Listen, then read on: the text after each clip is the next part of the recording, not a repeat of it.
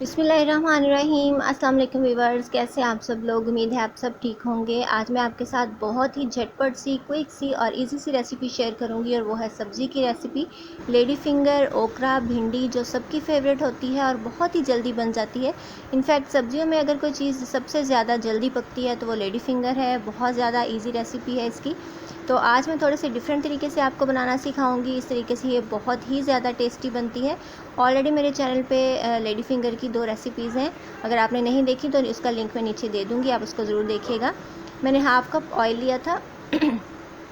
उसको जैसे ही थोड़ा सा वो गर्म होता है उसके अंदर मैंने डाल दिया है half tablespoon chilli paste, जो कि होममेड है और बहुत ज़्यादा फ्रेश कलर आपको इसका लग रहा होगा। इसकी खुशबू, इसका टेस्ट बहुत ही ज़्यादा ज़बरदस्त होता है और इससे आप जो भी डिश बनाएंगे उसमें टेस्ट जो है वो बहुत ही आपको अलग और बहुत ही अच्छा मिलेगा।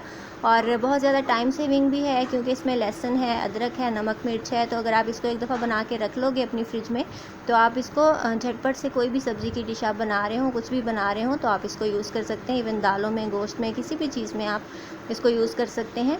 तो थोड़ा सा इसको भूनने के बाद इसको ब्लैक वगैरह बिल्कुल नहीं करना, ना कोई कलर देना है। तो हमने अपनी भिंडी डाल दी, जो कि है आधा किलो। 500 ग्राम भिंडी थी ये, उसको मैंने काट के साफ़ करके मीडियम से टुकड़ों में रखा हुआ था। तो हमने इसको थोड़ा सा सौते करना है, बहुत ज़्यादा फ्राई वगैरह करने की ज़रूरत नहीं है। इसका कलर बहुत अच्छा सा फ्रेश ग्रीन सा रहना चाहिए और जैसे आप देखेंगे कि 2-3 मिनट जैसी भिंडी भुनेगी उसका कलर और ज़्यादा फ्रेश ग्रीन हो जाएगा और बहुत ही ज़्यादा ज़बरदस्त होगा। जैसे आप देख सकते हैं बहुत ही ज़्यादा अच्छा सा और ग्रीन सा फ्रेश सा कलर आया है हमारी भिंडियों में। तो इसको तकरीबन मैंने 3 से 4 मिनट सौते किया है, बहुत ज़्यादा फ्राई नहीं करेंगे। तो इसके बाद मैं डाल दूँगी इसके अंदर प्याज, और प्याज हमने लेने हैं 3 से 4 अदद, क्योंकि इसमें ज़रा ज़्यादा प्याज अच्छे लगते हैं। तो ये मैंने डाल दी हैं प्याज स्लाइस करके। और हमने जो है वो प्याज़ों का मसाला बनाना नहीं है, उसको बिल्कुल मैश वगैरह नहीं करना है। इसमें खड़े खड़े प्याज बहुत ही ज़्यादा ज़बरदस्त लगते हैं। तो इसको हमने मिक्स कर देना है अच्छे तरीके से। प्याज़ों को भी हमने कोई गोल्डन नहीं करना, ब्राउन नहीं करना, कोई कलर नहीं देना बिल्कुल भी।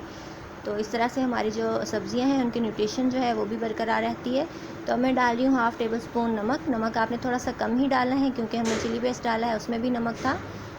तो अब मैं डाल रही हूँ हाफ़ टेबल स्पून हल्दी का पाउडर। और मैंने मिर्चें काट के रखी हुई थी, 3 से 4 हरी मिर्चें काट के रखी हुई थी और 2 टमाटर थे, वो मैंने डाल दिए हैं क्योंकि भिंडियों में प्याज और टमाटर ज़रा ज़्यादा ही अच्छे लगते हैं। तो इसको कर देना है मिक्स और आप देख सकते हैं कितना ज़बरदस्त सा फ्रेश सा कलर आया है हमारी सब्ज़ी में।